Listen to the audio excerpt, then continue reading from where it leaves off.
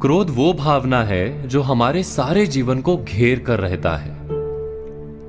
क्रोध को ना उम्र की मर्यादा है, ना ही ज्ञान की।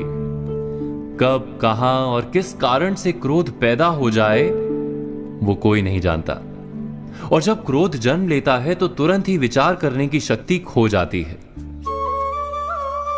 बुद्धि पर अंधकार छा जाता है। वर्षों के संबंध पल भर में टूट जाते हैं। सारा जीवन बिखर जाता है। किसी भी कारागार में जाकर देखिए, अधिकतर अपराधी क्षण भर के क्रोध का दंड भोगते हुए दिखाई देंगे, पर फिर भी हम क्रोध पर अंकुश नहीं लगा पाते।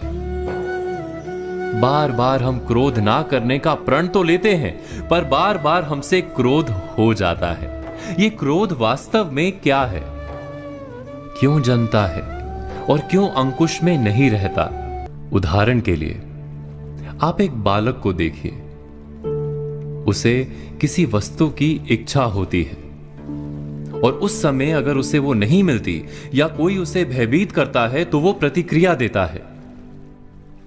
बालक की प्रतिक्रिया क्रोध है,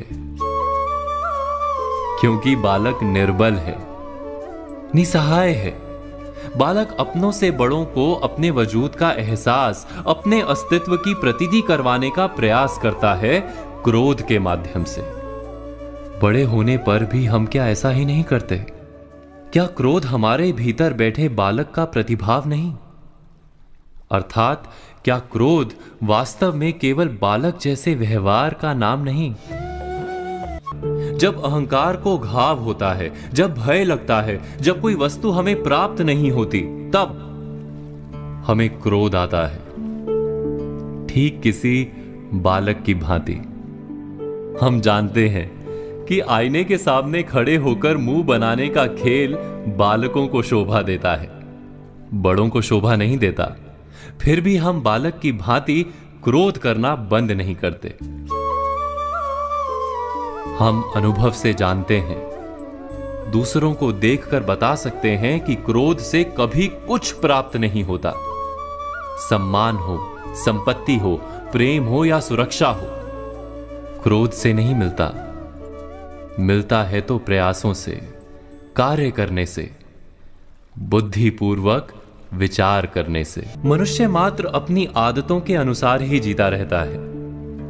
क्रोध भी आदत बन जाती है। हमारे चाहते हुए भी हम अपने प्रतिभावों को रोक नहीं पाते।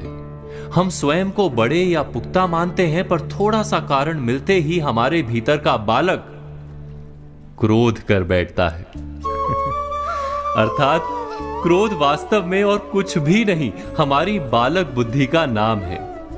जैसे ही हम इतना स्मरण में रखें कि हम बालक नहीं, बालक जैसा व्यवहार हमें शोभा नहीं देता, वैसे ही क्रोध स्वयं ही बंद हो जाता है। क्या ये सत्य नहीं? इस पर विचार मनन अवश्य कीजिएगा।